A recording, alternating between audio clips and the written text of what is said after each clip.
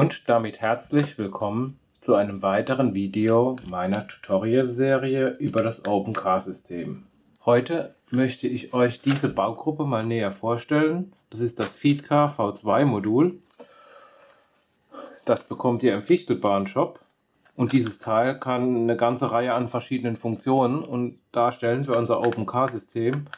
Und die werden wir uns heute jetzt einfach mal angucken. Dann fangen wir auch gleich mal an. Also das ist so ist dieses Paket, wenn ihr also ein FeedCAR-Modul kauft, ein Lieferumfang, ja, das sind dann 2 FeedCAR-Module drin. Und ja, jetzt werden wir einfach mal gucken, werden wir mal anfangen, diese auszupacken. Und dann nehme ich euch jetzt einfach mal mit. Also ich öffne mal die Verpackung. Da haben wir einmal hier eine Bedienungsanleitung. Dann unsere 2 FeedCAR-Module. So, die machen wir mal hier raus. Und wir haben hier noch eine ganze Reihe an Zubehörteilen. So. Jetzt müssen wir mal gucken, die gehören so rum. Ja, ich nehme jetzt mal, das tue ich mal zur Seite, ich nehme jetzt mal ein FeedCAR-Modul raus. So, jetzt haben wir hier einmal diese 2 Teile. Ja. Wir haben einmal diese Stiftleisten hier. Und wir haben hier diese Stecksockel. Und wir haben hier diese, ich lege das einfach mal ein bisschen höher. So, und wir haben hier diese Stecksockel zweimal dabei. So. Die hier, das sind die Update-Buchsen und Konfigurationsbuchsen, ja, die kommen hier rein. Ja, und die werden wir jetzt als erstes mal einlöten. Ich habe meinen Lötkolben schon auch angeheizt. Jetzt werden wir mal gucken, wie wir die am besten verlöten.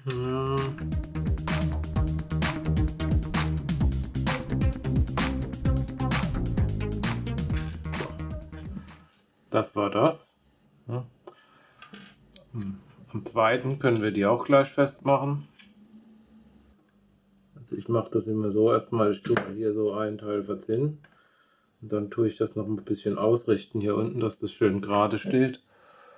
Ja, also ich hebe das mal hier so nochmal in die Kamera.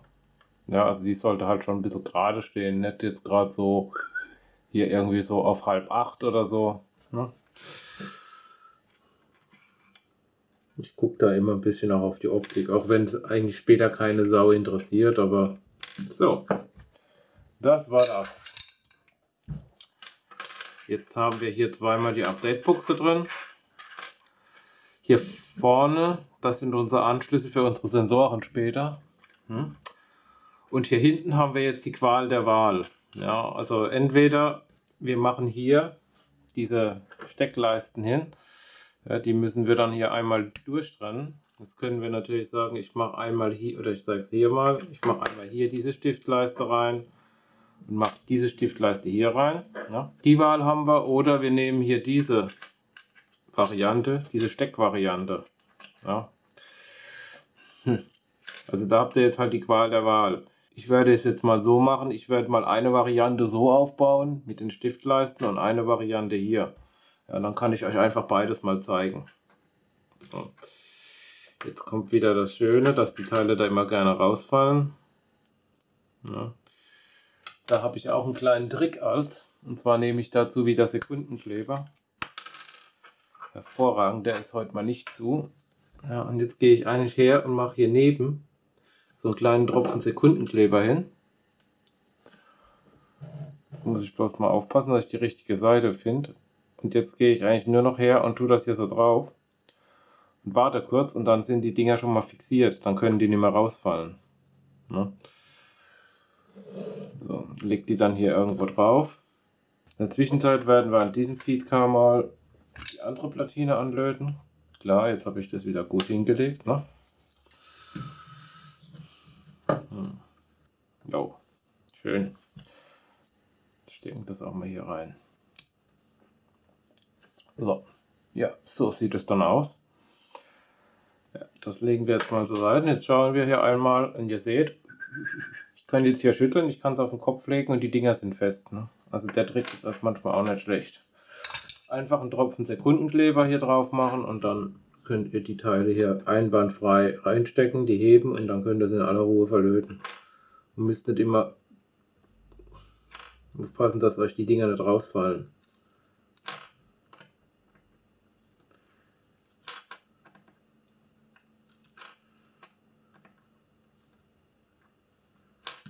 So, auch das wär's.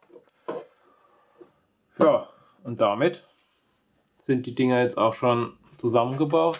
Ja, also entweder habt ihr halt die Qual der Wahl, entweder baut ihr sie so zusammen oder ihr baut sie so zusammen.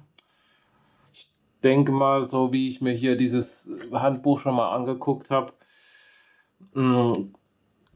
kommt es halt immer auf den Anwendungsfall drauf an, was ihr macht, ob ihr jetzt die Variante nehmt oder die, aber da gucken wir jetzt einfach mal.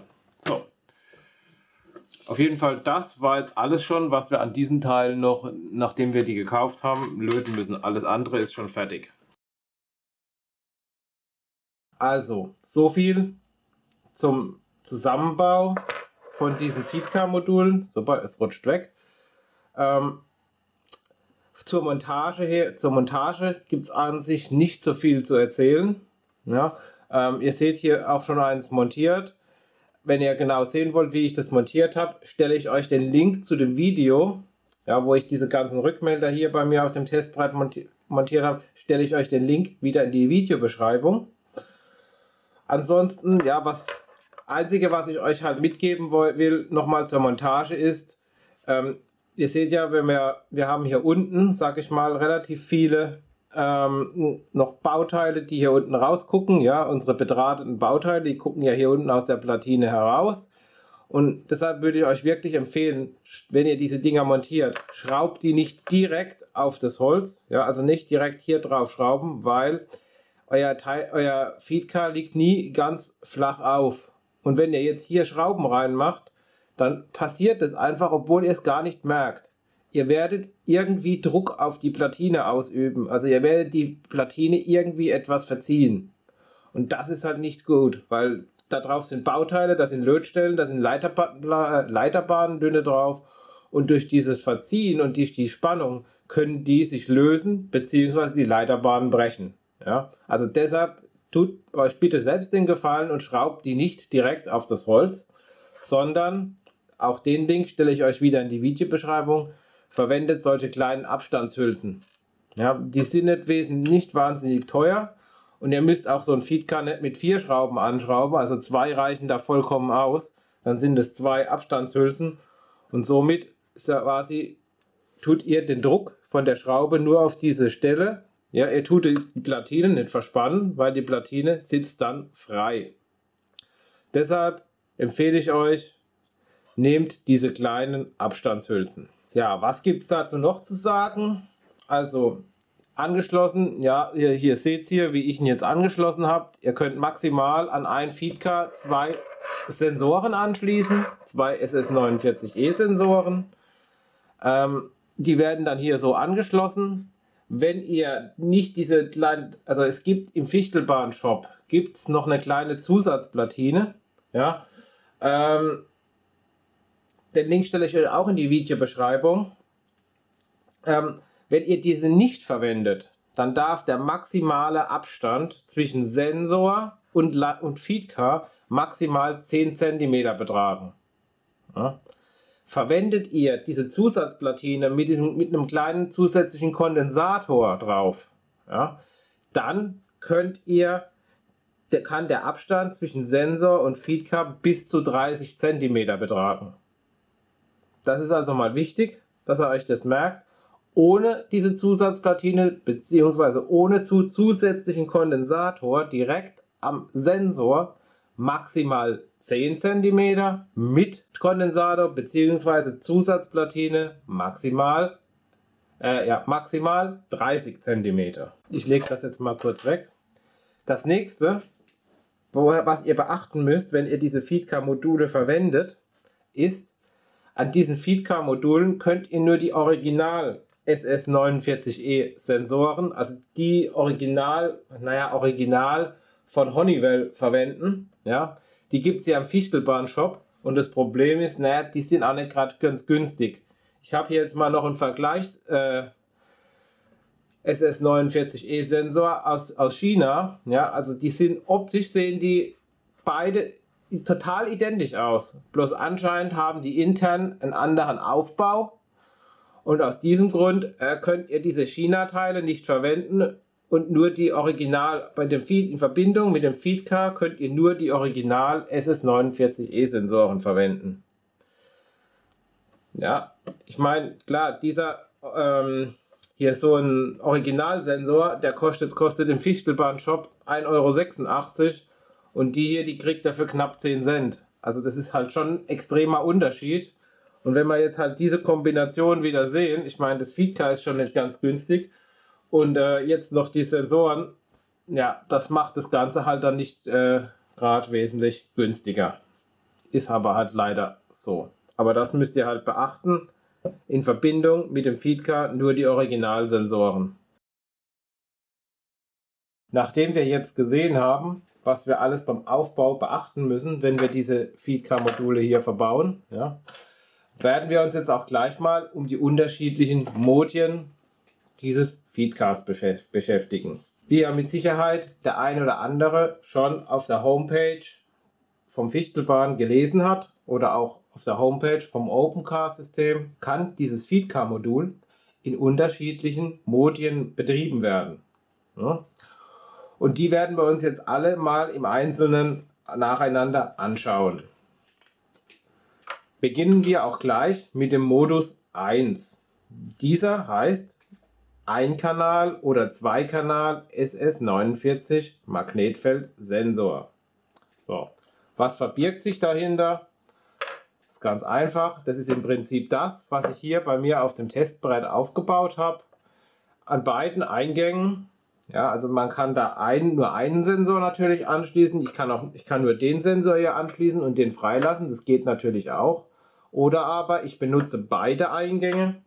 Ja, dann habe ich quasi hier zwei Sensoren dran und das Feedcar macht nichts anderes, wie einfach das Magnetfeld hier auswerten. Und wenn er ein Fahrzeug erkennt, gibt er hier hinten einen Impuls raus.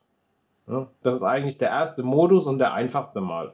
Und diesen Modus 1 schauen wir uns jetzt mal an. Ich werde jetzt einfach mal hier den Econic nehmen und werde den jetzt mal hier über den Sensor schieben. Das heißt also, mein Fahrzeug kommt hierher.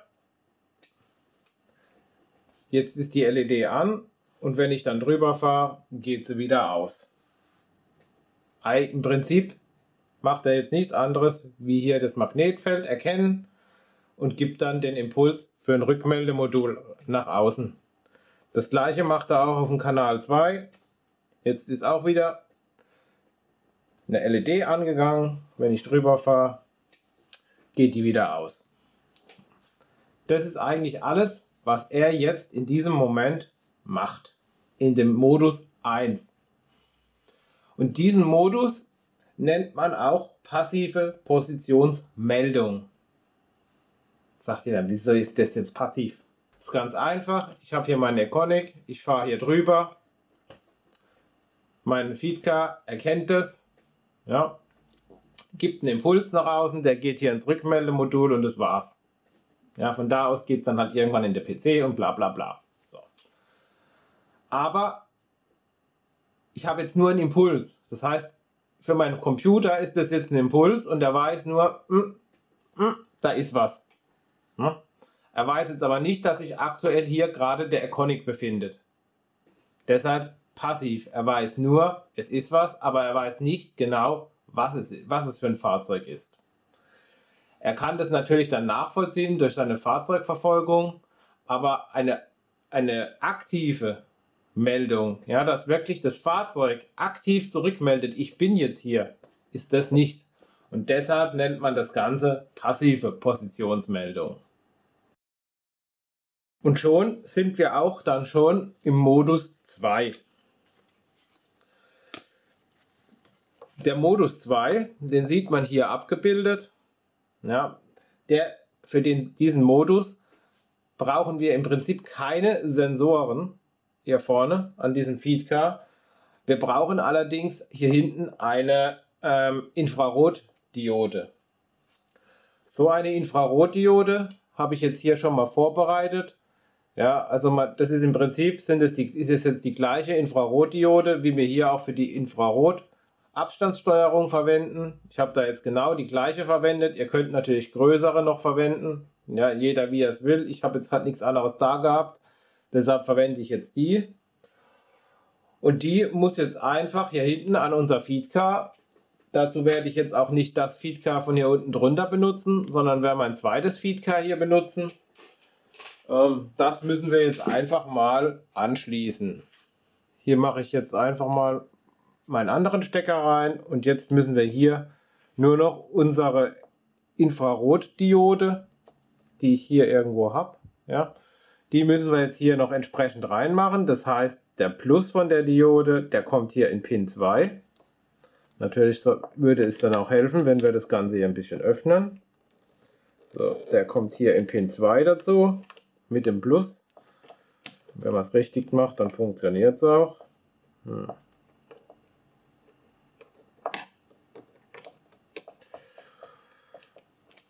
So, in den Plus kommt in den Pin 2 und der Minus sozusagen von der LED, der kommt in Pin 4. So. Und das war es im Prinzip schon. Jetzt werden wir mal hier irgendwie noch Strom auf das Teil geben. Hier ist meine LED schon dran. Und damit das Ganze jetzt auch funktioniert in dem Modus 2, müssen wir natürlich das Feedcar jetzt auf den Modus 2 umstellen. Wenn ihr die frisch kauft, sind die immer alle auf den Modus 1. Default ist immer der Modus 1 eingestellt. Damit wir jetzt den Modus ändern können, gibt es hier zwei Varianten. Die eine Variante ist, wir können dieses Feedcar hier mit unserem OpenCar Update Kabel, ja, für den Car-Decoder, das Update Kabel, können wir auch hier anschließen. Können wir auch hier quasi an diesen Feedcar anschließen und können dann darüber die Konfiguration innen drin umstellen. Das Ganze werde ich euch später auch noch mit diesem Update Kabel zeigen. Jetzt nehmen wir erstmal die zweite Variante, die in diesem Fall auch wunderbar funktioniert. Denn wir haben ja hier diesen Ident-Taster drauf, wo wir unsere Sensoren kalibrieren. Und mit diesem Taster können wir nämlich auch unseren Modus umstellen. Und dazu müssen wir jetzt einfach hier unseren Ident-Taster für länger wie 10 Sekunden halten. Ihr seht jetzt schon, die grüne LED geht an und signalisiert, dass ich quasi den Taster drücke. Und jetzt leuchtet die rote LED und jetzt kann ich auch wieder loslassen.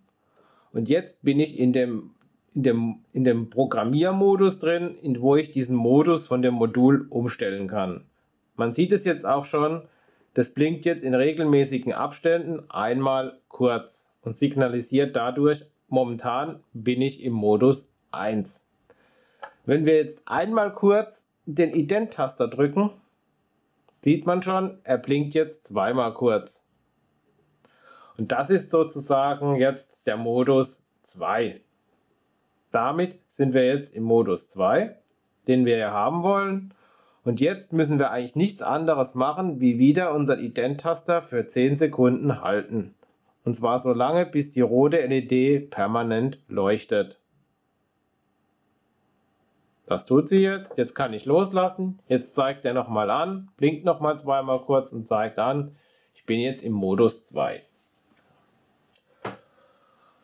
Und dieser Modus 2 ist jetzt eine aktive Positionsrückmeldung.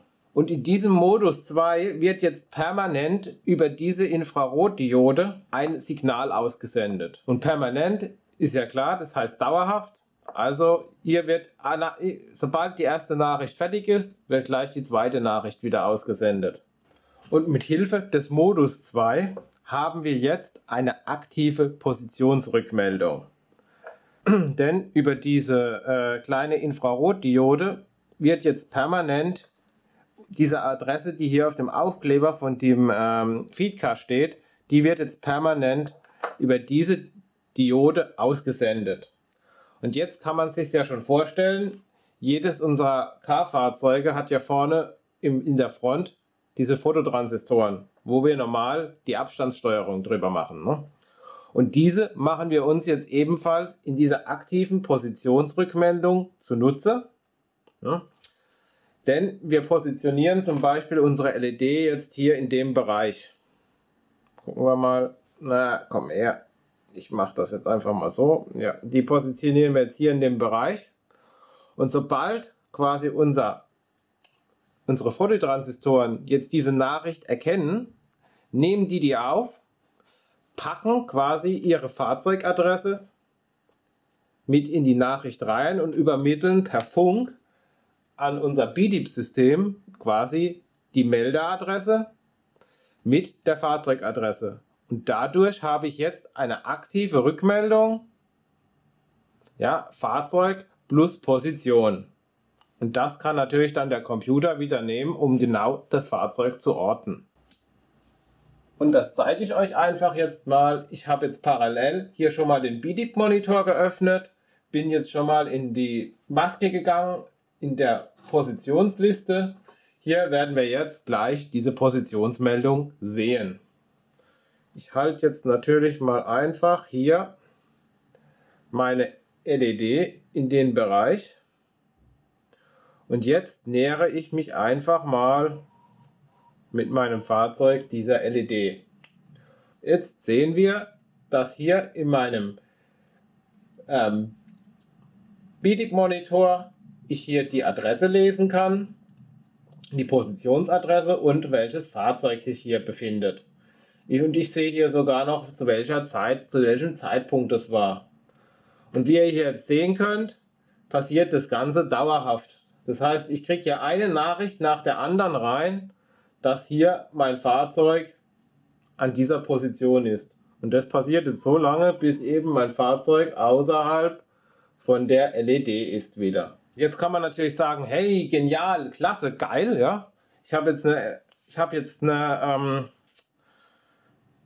aktive Positionsrückmeldung, aber ja, der Modus, das steht auch hier dann nochmal in diesem Handbuch drin, den sollte man nur im Notfall verwenden.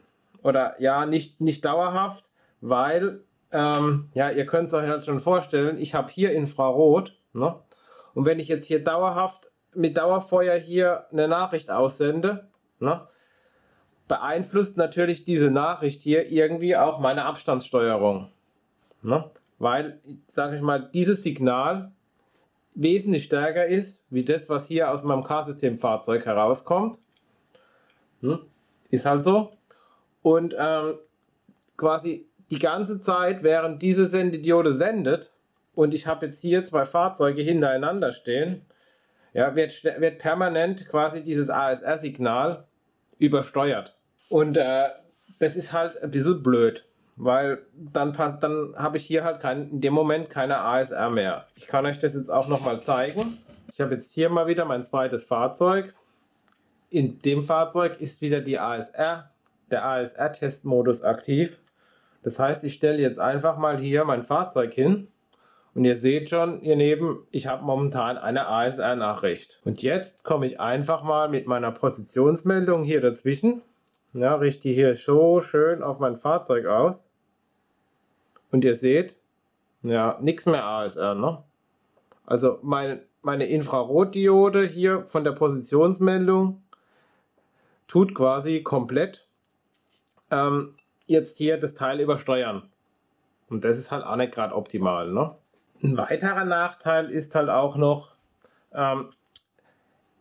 dadurch, dass ja hier jetzt permanent eine Nachricht ausgesendet wird, kann ich halt nicht 100% bestimmen, sage ich mal, nicht 100% die Position von dem Fahrzeug bestimmen. Ja, weil, ich sag mal, sobald halt das Fahrzeug jetzt hier meine Nachricht erkennt, meldet es zurück. Und hier ist halt dann auch immer noch die Qualität, wie gut habe ich meine Sensoren hier vorne hingemacht. Ja, das kann bei dem einen Auto besser, bei dem anderen Auto schlechter sein. So, und wenn ich jetzt hier zum Beispiel, ich zeige euch das auch nochmal, wenn ich jetzt hier so ein Stück hier reinfahre, ja, hier erkennt er jetzt schon, mein Fahrzeug ist an der Stelle. Ne? Wenn ich dann weiterfahre, als immer noch. Und jetzt komme ich mal mit meinem Sprinter. Und der löst jetzt zum Beispiel erst hier aus. Ja, also mein Econic war hier, mein Sprinter ist hier. Ne? Und das ist halt jetzt so, also ich kann es nicht, da ist halt eine riesen Spreizung drin, weil ich habe hier eine Dauernachricht und je nachdem, wie gut hier meine Sensoren, wie gut ich die angebracht habe, ja, und noch viele andere Einflüsse, je früher oder später wird halt mein Fahrzeug erkannt. Das ist zum einen, sage ich jetzt mal, nicht tragisch, ja, wenn ich nur die Erkennung haben will. Ja, auf der anderen Seite kann das aber auch zu Problemen führen. Und deshalb wird auch empfohlen, dieser Modus quasi nur im Notfall zu benutzen. Ja, also ich könnte mir vorstellen, so einen Modus in einem Aufstellblock zum Beispiel zu verwenden, ja, wo ich einfach eine Diode habe. Ich stelle mein Fahrzeug in den Block rein und dann weiß mein System sofort, welches Fahrzeug ich dahingestellt habe. Ja. Aber für unsere normale Positionsrückmeldung, auch die aktive auf der Anlage, ja, wo ich ja genau wissen muss, zum Beispiel mein Fahrzeug ist jetzt hier oder hier oder hier, ja, ist das halt nicht ganz so optimal. Aber keine Panik, deswegen gibt es den Modus 3. Denn der Modus 3 ist sozusagen die nächste Stufe. Ich habe hier auch wieder meine Einkanal- oder Zweikanal-Positionsrückmeldung mit Sensor. Allerdings erzeuge ich jetzt hier hinten keine Impulse, sondern je nachdem, welcher Sensor hier auslöst, wird hier hinten erst dann die Nachricht übermittelt. Und somit kann ich die positionsgenau auslösen. Also für den Modus 3 die aktive Positionsrückmeldung, sensorgesteuert, werde ich jetzt wieder mein eingebautes Feedcar verwenden, wo die Sensoren schon dran sind. Deshalb werden wir jetzt das ganze Teil hier mal kurz rumdrehen. So, schön auf die Rückseite. Hier habe ich schon mal meinen Sensor Hier habe ich schon mal meine IR-Diode umgebaut. Und jetzt haben wir hier die zwei Klemmen und hier müssen wir sozusagen auf diesen Anschluss gehen. Das heißt, bei aktiver Positionsrückmeldung fällt hier dieser Rückmeldekontakt weg und anstelle dieses Rückmeldekontaktes wird jetzt einfach hier die Sendediode draufgestellt. Natürlich müssen auch wir jetzt wieder hier unser Feedcar auf den Modus 3 umstellen. Das machen wir jetzt auch wieder ganz einfach, indem wir hier unsere Mode-Taste 10 Sekunden halten, bis die rote LED angeht. Jetzt, man sieht, die blinkt wieder einmal. Jetzt drücke ich einmal drauf. Jetzt blinkt sie zweimal. Drücke ich nochmal drauf. Blinkt sie einmal, zweimal, dreimal. Heißt, wir sind im Modus 3. Ich halte die wieder.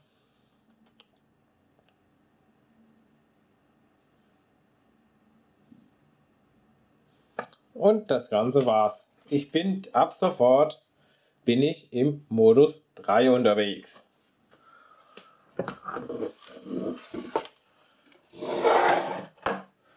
Und ab sofort, ich habe jetzt hier mal meine Infrarotdiode hier in so einem kleinen Loch hier gerade so rausgucken lassen. Also man sieht, das ist wirklich winzig, ja, was man da mal am Straßenrand mal positionieren muss. Und jetzt haben wir zwei Rückmelder, die aktiv arbeiten. Das heißt, der erste Rückmelder meldet die auf dem Feedcar aufgedruckte Adresse zurück. Ja, also zum Beispiel hier jetzt die 251, hier ist es jetzt die 250. Und die zweite Adresse, ja, ist quasi die 250 plus 32.767. Warum auch Warum? Erkläre ich euch wahrscheinlich ein anderes Mal. Das würde jetzt das Ganze sprengen. Wichtig ist nur, dass ihr wisst, dass es einfach um so und so viel, dass die Adresse um so und so viel versetzt ist. Jetzt habe ich schon mal meine Positionsliste mal wieder geleert, dass die nicht mehr ganz so voll ist. Habe auch das Feedcar hier schon angeschlossen und jetzt werden wir einfach mal unseren Econic hier fahren lassen und werden mal schauen, was hier im BDIP Monitor passiert.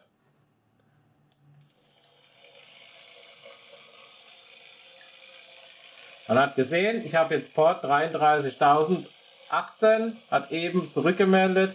Ich sehe, ich habe jetzt keine tausendfachen Rückmeldungen mehr, sondern ich kriege jetzt hier nur noch im Prinzip eine Rückmeldung pro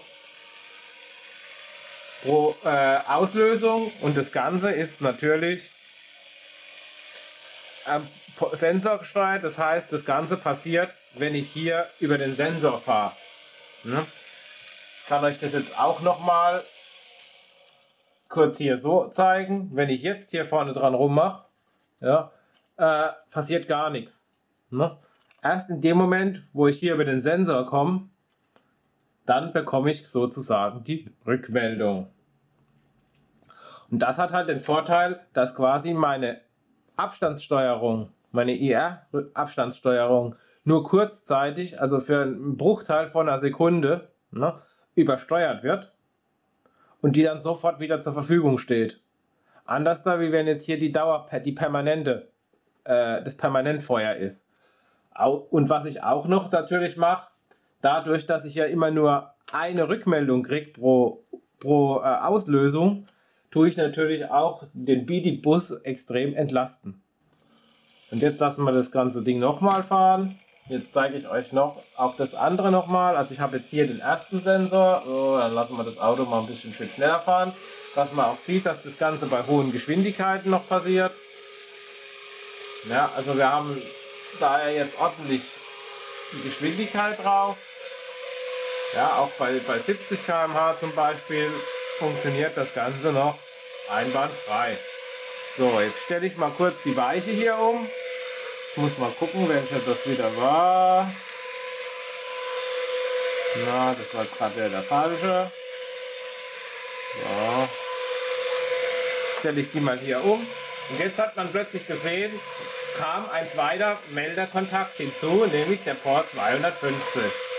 So, und wenn ich jetzt wieder umstelle,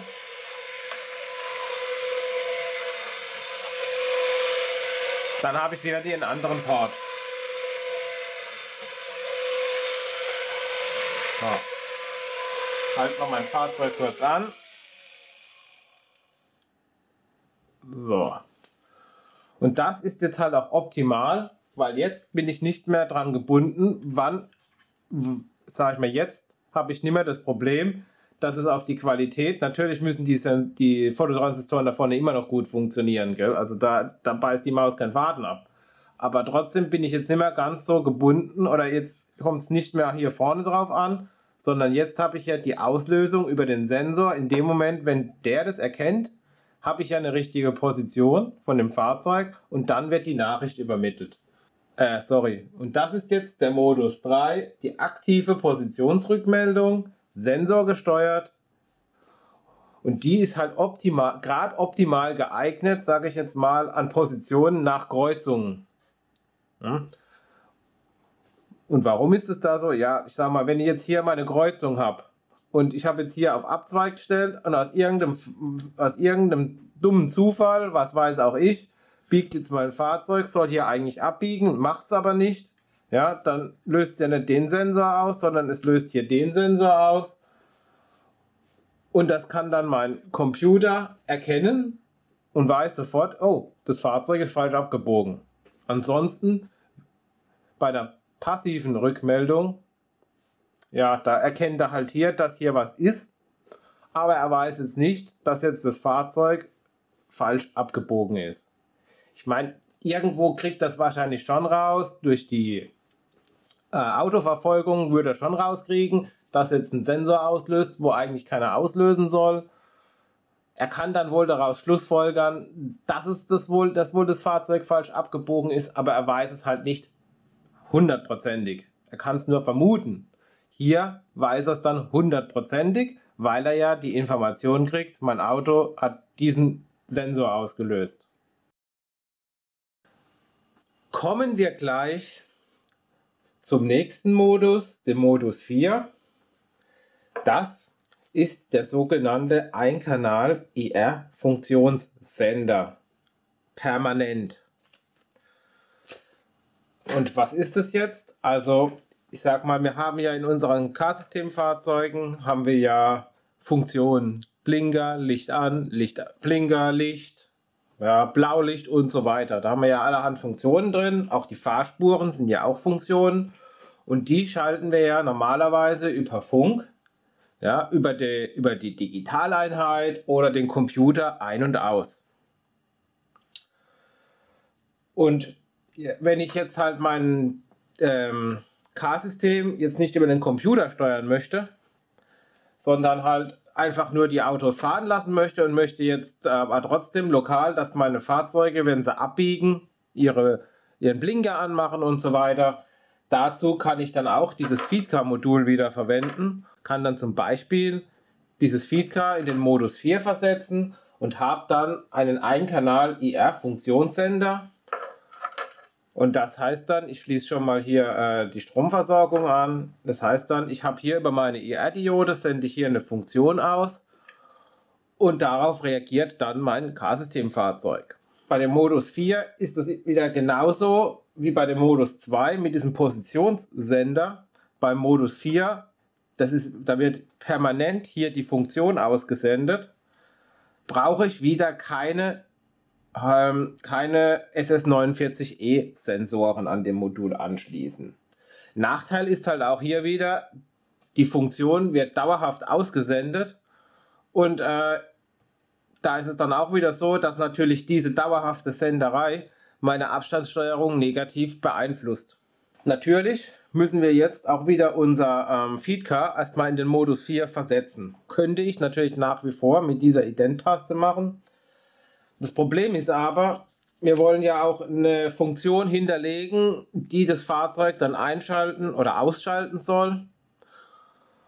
Ja, das müssen wir ja auch hinterlegen. Und das geht halt definitiv nicht mehr über diesen Ident-Taster, sondern dafür benötigen wir wieder unser OpenCar Update-Kabel und können damit die Konfiguration anpassen. Damit wir jetzt in den Konfigurationsmodus von diesem Feedcar-Modul kommen, ist es jetzt wichtig, dass wir das Update-Kabel an das Feedcar anschließen, bevor wir eine Spannungsversorgung an dieses Feedcar anlegen. Machen wir das erst danach, wenn schon eine Versorgungsspannung hier anliegt, kommen wir nicht mehr in den Update-Modus rein. Deshalb stecke ich das jetzt erst da hier rein und schalte jetzt die Spannungsversorgung ein. Und jetzt sieht man, wenn das jetzt so blinkt, rot, dann ist das Teil ja in diesem Update oder in diesem Konfigurationsmodus. Damit wir jetzt auch unser Feedcar konfigurieren können, benötigen wir natürlich wieder eine Software, weil ohne Software kann ich halt schlecht mit dem Update-Kabel was anfangen. Hierfür benötigen wir wieder den AVR Root Loader, den wir ja schon vom Firmware-Update vom K-Decoder kennen. So. Da müsst ihr natürlich wieder euer Port hinterlegen und so weiter. Und danach, wenn euer Feedcar hier so blinkt, klickt ihr einmal auf Connect to Device. So. Jetzt tut sich diese Software mit unserem Feedcar verbinden. Man sieht es jetzt daran, dass nämlich die rote LED ausgegangen ist und hier in unserem Rootloader steht Connected. Danach müssen wir in den EEPROM Content wechseln. So. Hier gehen wir jetzt auf jeden Fall erstmal her, bevor wir hier irgendwie eine Konfiguration verändern und sagen Read from Device. So. Jetzt hat er den ganzen EEPROM-Content ausgelesen und hier haben wir jetzt unsere Konfiguration. Das da oben, so sage ich mal, bis hierher ist alles bliblablo, Geplänkel und so weiter. Das braucht uns gar nicht zu interessieren. Das erste, was uns eigentlich interessiert, ist hier das Thema Mode. So, da wollen wir ja, das ist quasi der Mode, den wir normalerweise auch mit unserem Ident-Taster verändern. Hier sieht man jetzt, von vorhin steht das Teil noch auf Mode 2 und hier tragen wir jetzt ein 4. So. Jetzt hat man schon gesehen, das Ganze wird rot, weil wir es verändert haben. Und jetzt müssen wir als erstes diese eine Änderung in unseren Feedcar zurückschreiben. So. Jetzt ist das Feedcar schon mal auf den Modus 4 eingestellt. Als nächstes müssen wir natürlich noch sagen, wir haben hier den Einkanalsender, das heißt die Funktion Kanal 1. Und hier müssen wir dann unsere Funktion, die wir einschalten wollen oder ausschalten wollen, das sehen wir gleich, erstmal unsere Funktion hinterlegen.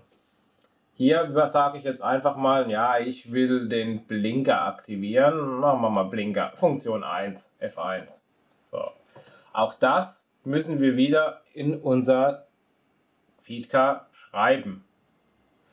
Macht ihr zum Beispiel, ich zeige euch das jetzt gleich mal, ich mache jetzt hier noch die Änderung auch auf 1 und sage jetzt Write to Device.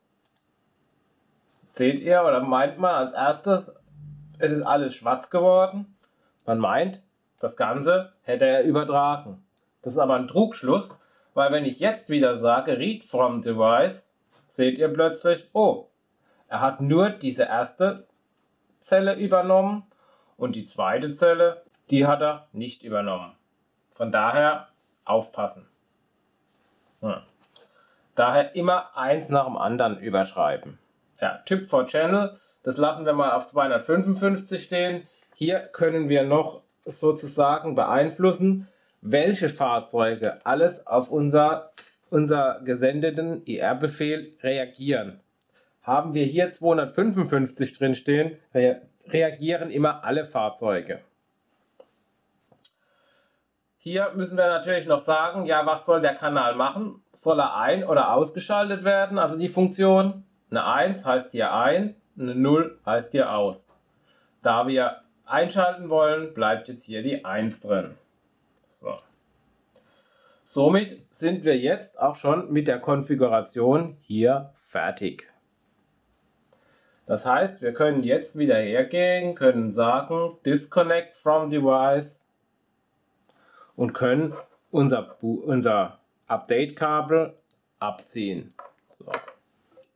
Also wir haben jetzt unser Feedcar wieder von dem Update-Kabel getrennt und ich gehe jetzt immer noch mal her und tue erst noch mal die Spannungsversorgung kurz ausschalten und dann wieder einschalten.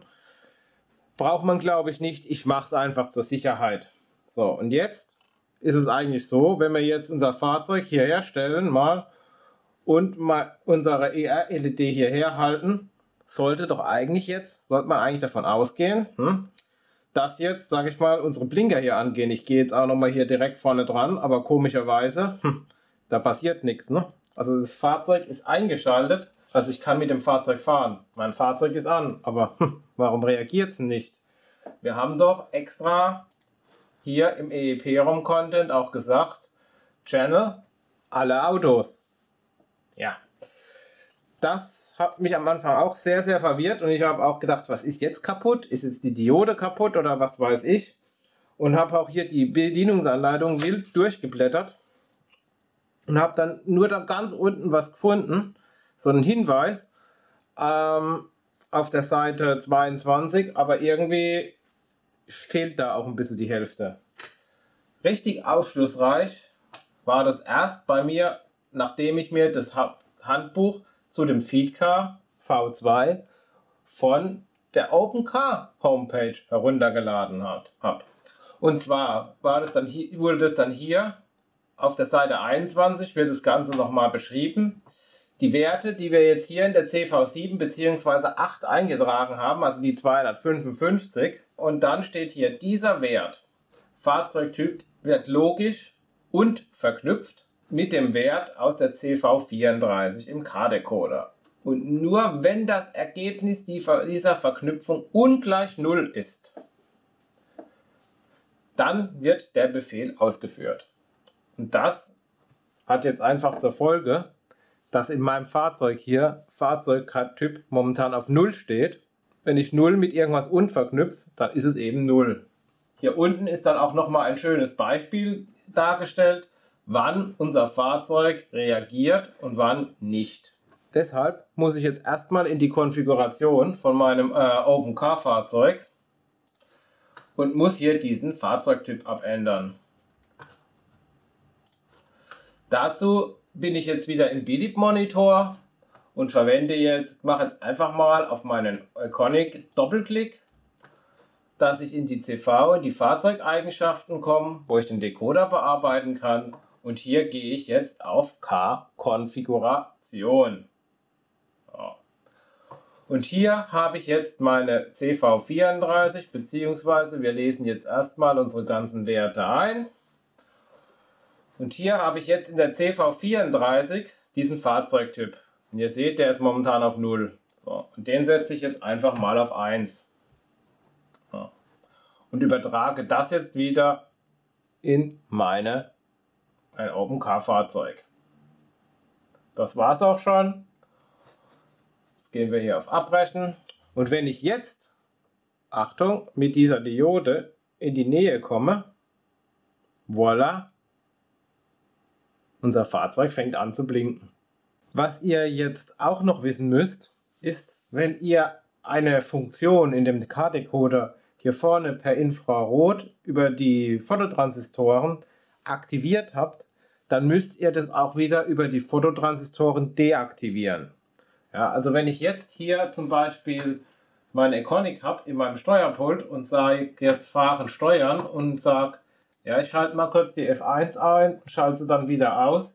Ihr seht, das Ding blinkt immer noch, ja, weil das Ganze wird getrennt. Ja, also es werden die Befehle, die Funktionsbefehle, die per Funk kommen und die per Infrarot hier vorne kommen, die werden im Decoder getrennt und über das Medium, über das ich diese Funktion aktiviert habe, muss ich sie auch wieder deaktivieren. Da ich halt jetzt hier keine Möglichkeit habe, weil ich jetzt nur meinen Einkanalsender habe und der hier da abprogrammiert ist habe ich jetzt halt keine andere Wahl, wie mein Auto zu deaktivieren, also auszuschalten und wieder einzuschalten, dass dann eben wieder mein Blinker aus ist, ne? Wie ich euch ja eben, als ich euch diesen Modus 4 vorgestellt habe, euch schon erzählt habe, ist halt auch der Modus 4 wieder einer, der permanent hier über diese IR-Diode die Funktion aussendet, ja, was wieder nachteilig für eure Abstandssteuerung ist. Genauso habe ich halt hier jetzt auch nur, sage ich mal, ein Funktionsbefehl, den ich über dieses Teil hier senden kann im Modus 4. Klar, geht, aber warum soll ich jetzt eigentlich einen Kanal verschenken? Warum soll ich jetzt hierüber eine Funktion raussenden, hier am Straßenrand die ganze Zeit? Was, sage ich mal, nur ein Fahrzeug, alle paar Minuten kommt hier ein Fahrzeug vorbei und verwertet die Funktion. Für was soll ich das eigentlich machen? Deshalb gibt es natürlich auch, wie es den Modus 3 gibt, wo ich das gezielt senden kann, gibt es natürlich auch den Modus 5. Das ist jetzt auch der letzte Modus. Im Modus 5 ist das Ganze dann wieder sensorgesteuert. Das heißt, ich brauche wieder meine Sensoren an dem Feedcar und habe dann die Möglichkeit, entweder ein Kanal oder über zwei Kanäle unterschiedliche Funktionen an mein Fahrzeug zu übertragen. Da wir für den Modus 5 jetzt wieder unsere Sensoren benötigen, bin ich jetzt wieder auf das andere Feedcar umgestiegen. Habe hier wieder unsere IR-Diode angeschlossen. Das Ganze lassen wir jetzt mal dran. Und jetzt müssen wir natürlich als erstes hier wieder unser Feedcar konfigurieren. Und das ist jetzt nichts anderes, wie wir eben beim Modus 4 gemacht haben. Ich stecke hier als erstes mal mein Update-Kabel dran, schalte dann die Spannungsversorgung ein. Ich sehe, mein Feedcar blinkt rot. Es ist im Konfigurationsmodus. Ich klicke jetzt hier wieder bei meinem AVR Root Loader auf Connect to Device. Das Ganze ist connected. Ich gehe hier auf mein EEPROM Content und sage als erstes mal Read from Device. Und jetzt sieht es eigentlich nichts anderes aus, wie wir eben schon gehabt haben. Nur, dass wir hier jetzt Mode 3 drin stehen haben und hier müssen wir auf Mode 5 wechseln. Das sagen wir wieder Write to Device. So, wir können wieder zur Kontrolle auf Read klicken, sehen Modus 5. Ich möchte jetzt hier auch wieder unseren Blinker einschalten und ausschalten. Deshalb sage ich jetzt hier Funktion 1, Write to Device. Jetzt sage ich hier, ich möchte ihn ja auch dann wieder deaktivieren über den zweiten Kanal. Deshalb sage ich auch hier Write to Device. Jetzt haben wir das Ganze hier drin. Wir tun nochmal readen. Wir sehen, passt alles. Was ich jetzt auch mal mache, ist, ich gehe einfach mal her und tue im Kanal 1, tue ich mal die 255, ersetze ich mal durch eine 1. Damit ihr jetzt die 1 hier so hinbekommt, wie es hier oben steht, dürft ihr unten nicht eine 0 eingeben, sondern ihr müsst Leerzeichen, Leerzeichen 1 machen. So, und jetzt sagen wir mal Write to Device und readen wieder und sehen, das hat er kapiert. Ja, jetzt haben wir gesagt, beim Kanal 1, ja, also unseren ersten Kanal, der die Funktion sendet, der eigentlich sagt Blinker ein, ist nur gültig für Fahrzeuge, der Fahrzeugtyp 1 ist. Ja, das schauen wir uns jetzt dann auch mal an. Damit sind wir hier auch wieder fertig mit der Konfiguration und sagen Disconnect from Device. So, ziehen unser Update-Kabel ab. Und wie ich schon gesagt habe, ich gehe halt jetzt einfach nochmal her, schalte kurz die Spannung aus und nochmal ein. Ob man es wirklich muss, weiß ich nicht. Steht nicht so in der Anleitung drin, aber ich sage halt, sicher ist sicher. So, jetzt sind wir auf dem Modus 5 und jetzt haben wir eigentlich nichts anderes, wie das jedes Mal, wenn unser Fahrzeug hier abbiegt, ich gucke gerade nochmal, genau, jedes Mal, wenn unser Fahrzeug hier abbiegt und hier drüber fährt, hier sitzt meine kleine Diode, meine Sendediode, die richten wir mal so aus. Jedes Mal, wenn das hier drüber fährt, wird der Blinker angehen und jedes Mal, wenn ich geradeaus fahre, geht er aus. So. Und das schauen wir uns jetzt einfach mal an. Ich stelle mein Fahrzeug jetzt mal hierher, gehe dann in den BDIP-Monitor, in der Fahrzeugsteuerung und lasse jetzt einfach mal mein Fahrzeug losfahren. So, machen wir mal so. Und wie ihr jetzt sehen könnt, ich hoffe, man hat es jetzt gesehen, ist jetzt mein Blinker an, schalte ich jetzt die Weiche um, fahre über den anderen, ist mein Blinker aus. Ich drehe das vielleicht noch mal so ein bisschen weiter hier rum, dann sieht man das besser. Ich stelle noch mal die Weiche um. Er fährt jetzt über den ersten Kanal, Blinker ist an. Ich stelle die Weiche wieder um.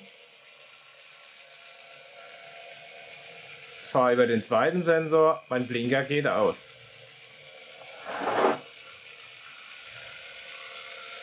So, halten wir unser Fahrzeug mal wieder an. Ich nehme mal kurz den hier runter.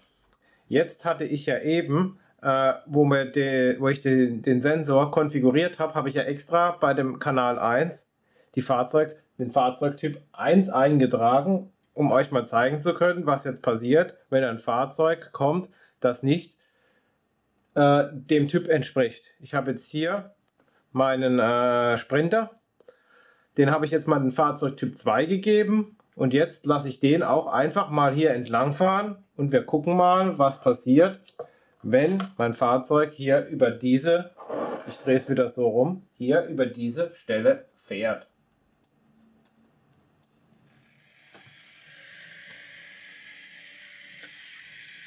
Wie ihr sehen könnt, es passiert nichts. Das ist so in dem Moment, Jetzt hat mein Fahrzeug Typ 2, es wird hier Typ 1 gesendet, es passiert gar nichts.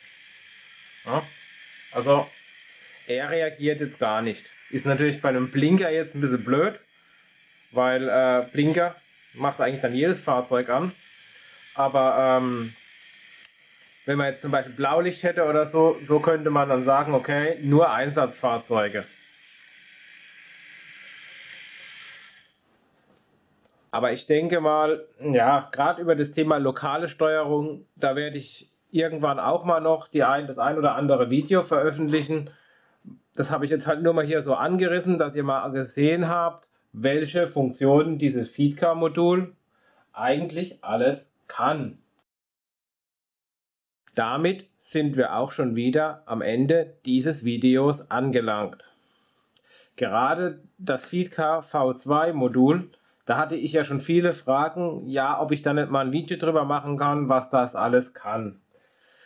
Ich hoffe, ich konnte euch die ganzen Funktionen hier drüber, über dieses Modul hier vermitteln und hoffe, dieses Video hat euch gefallen. Wenn es euch gefallen hat, gebt mir gerne wieder einen Daumen nach oben und wenn ihr kein Video von mir verpassen wollt, abonniert weiter fleißig meinen Kanal. Ich bin jetzt schon bei über 360 Abonnenten und das macht mich wirklich total happy.